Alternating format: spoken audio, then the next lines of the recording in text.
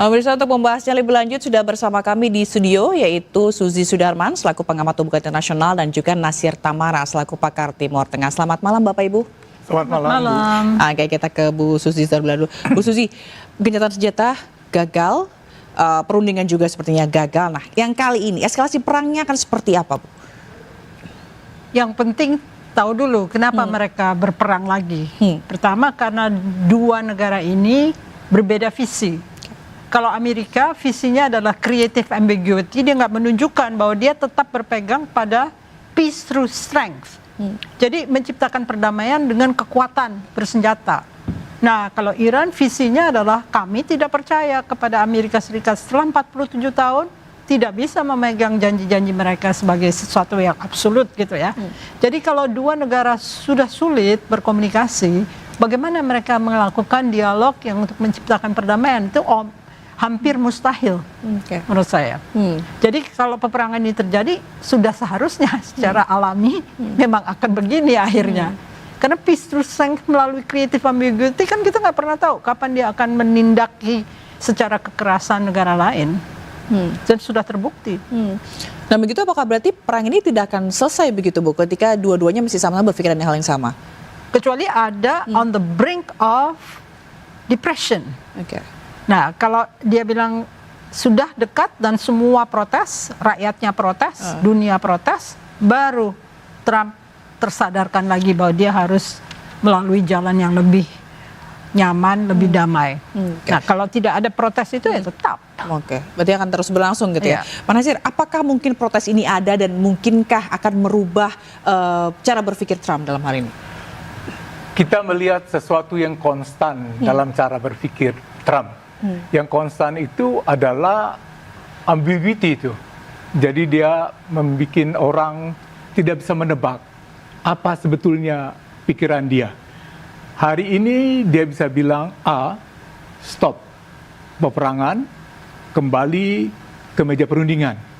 Besok dia bilang ceasefire itu, meja perundingan itu sudah gagal. Kita perang lagi gitu. Jadi bayangkan kalau kita ini menjadi seorang pemimpin Iran, betapa sulitnya untuk menangani itu. Hanya orang Iran kelebihannya sejak mereka melakukan prosesi pemakaman Ayatollah Ali Khamenei, mereka menunjukkan bahwa mereka itu sangat solid.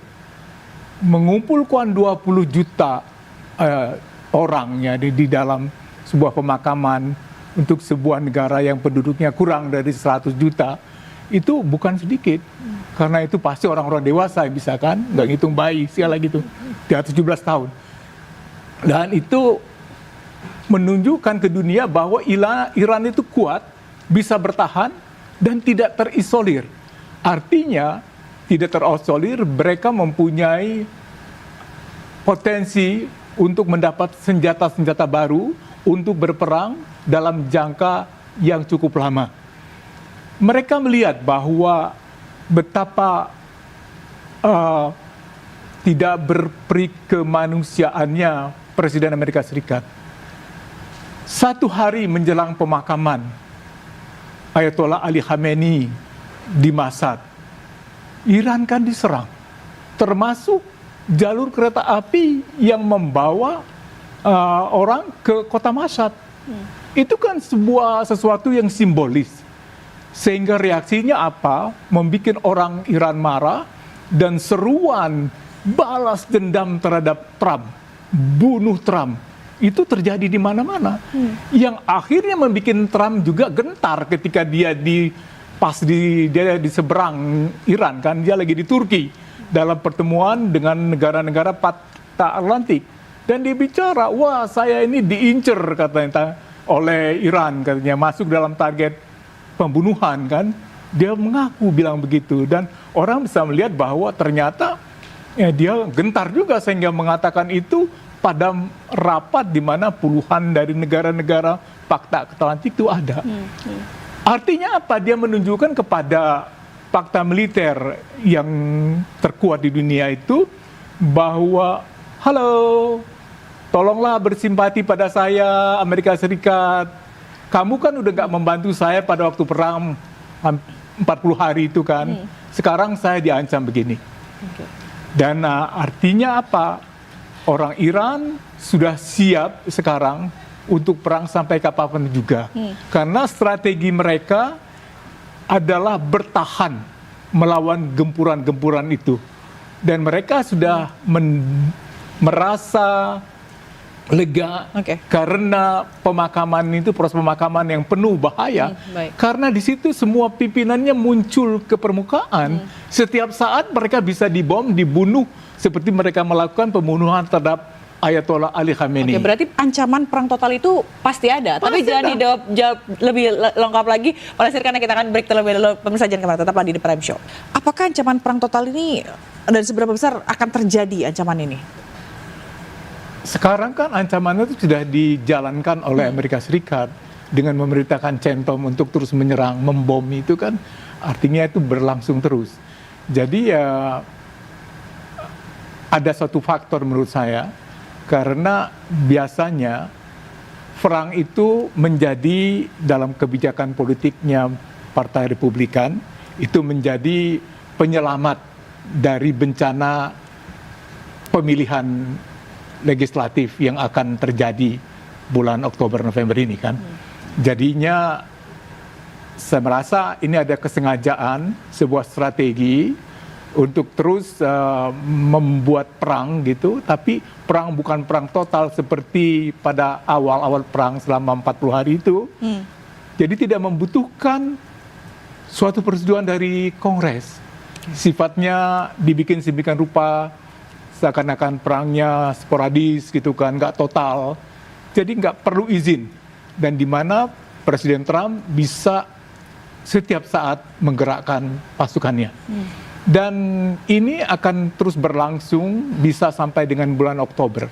Sesudah nantinya terjadi pemilihan umum di sana dan ternyata hasilnya misalnya ya positif terhadap Amerika Serikat di bawah Trump, karena menunjukkan dia seorang pemimpin yang tegas gitu ya, yang membela kepentingan Amerika Serikat, maka baru perang itu dihentikan dan Trump akan mengklaim bahwa dia adalah panglima perang.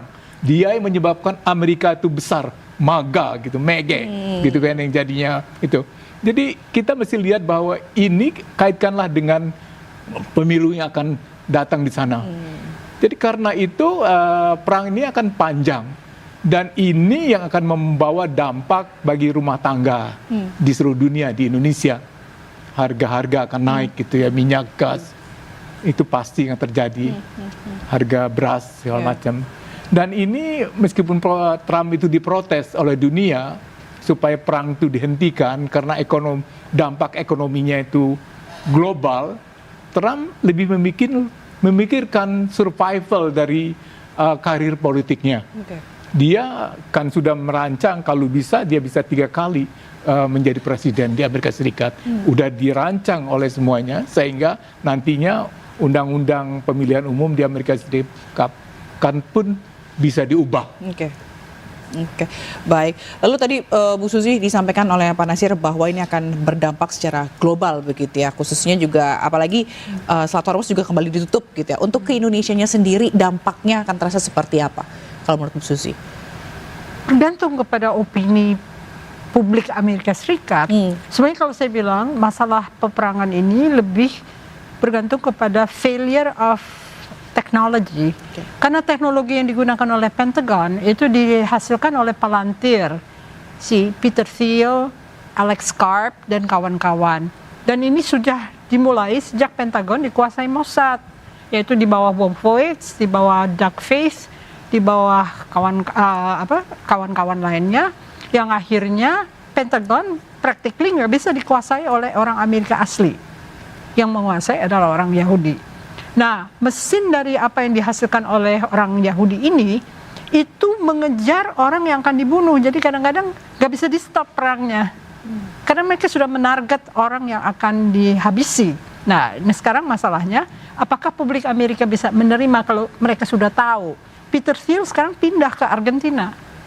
Kelihatan bahwa mereka mulai cari tempat aman kalau misalnya orang Amerika berubah sikap. Kalau kita perhatikan diskursus oleh Carnegie dan kawan-kawan itu sudah bilang apakah Amerika bisa beralih dari persahabatan dengan Israel dengan tidak. Semua tokoh-tokoh podcast juga sudah menyebarkan hal-hal yang sama.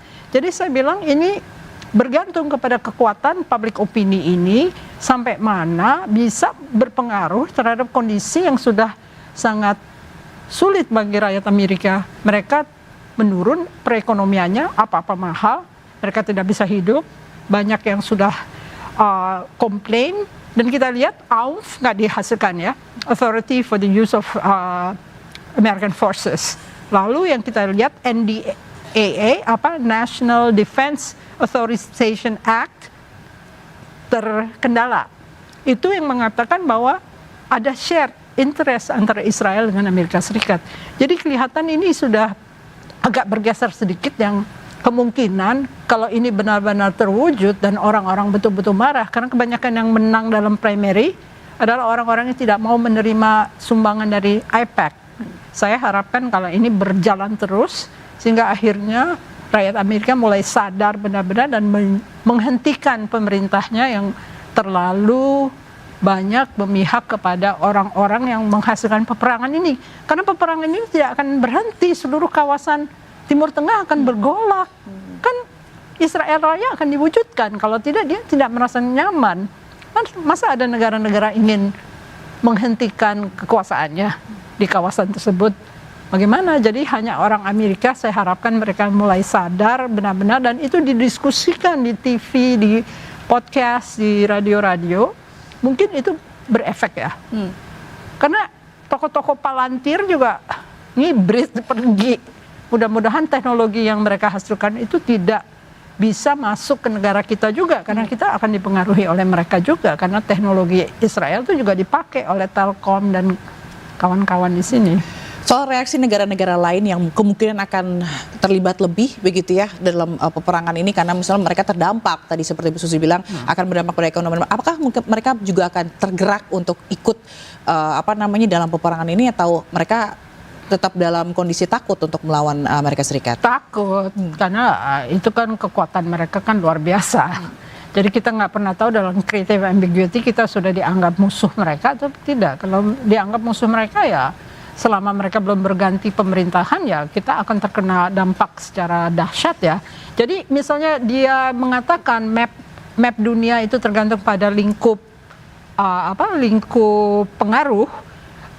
Cina pengaruhnya di Asia Tenggara, tetap dia mau Kertajati, tetap dia mau berada di Asia Pasifik, kawasan Indo-Pasifik. Jadi kita nggak pernah tahu persis sebetulnya apa kata-katanya dia itu betul-betul kebenaran atau tidak. Nah ini yang harus kita hati-hati. Dan mereka cenderung bertahun-tahun, kita tahu mereka licik banget. Jadi bukan honest broker, they are the causes of destruction ya. Kalau misalnya kita nggak hati-hati ya kita akan menjadi korban. Itu aja. Oke. Soal korban gitu ya, mungkinkah berdampak jauh di posisi kita di dalam negeri kita sendiri, Pak Nasir? Dampaknya itu apa? Ekonomi ya. Kalau fisik ya mungkin tidak ya. Ekonominya itu yang terutama yang berat buat kita.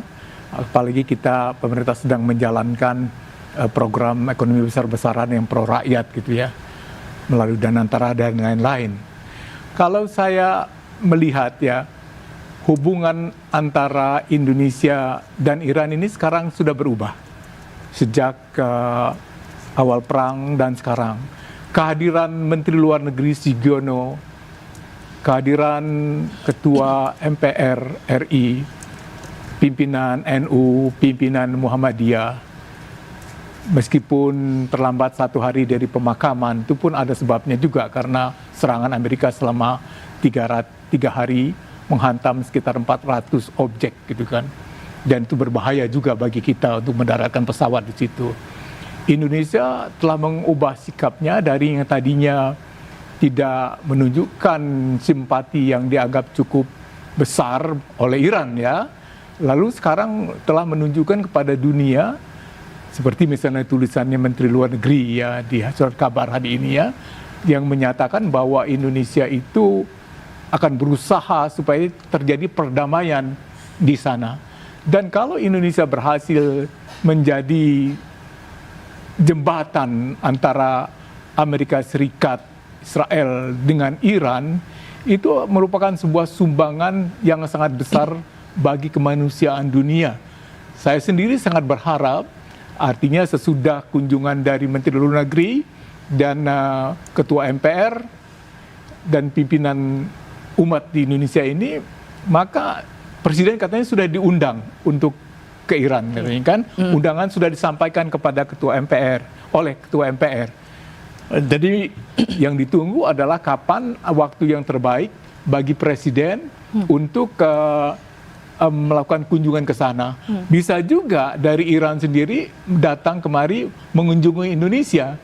Jadi Indonesia sudah berubah kebijakan luar negerinya, sudah kembali kepada prinsip-prinsip kebijakan luar negeri yang dilahirkan, diperkenalkan oleh Bung Hatta dan juga dipertegas dan diberi legitimasi di dalam konferensi Asia Afrika dengan 10 dasar sila yang menjadi dasar dari persahabatan antara Indonesia dengan negara-negara sesama berkembang gitu ya, bukan atas dasar agama tetapi dasar kemanusiaan.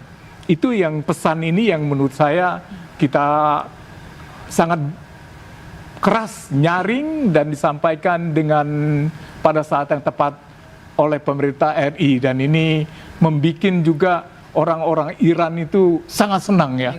Karena Iran merasa bahwa negara Islam penduduknya terbesar di dunia akhirnya mengambil sikap gitu kan.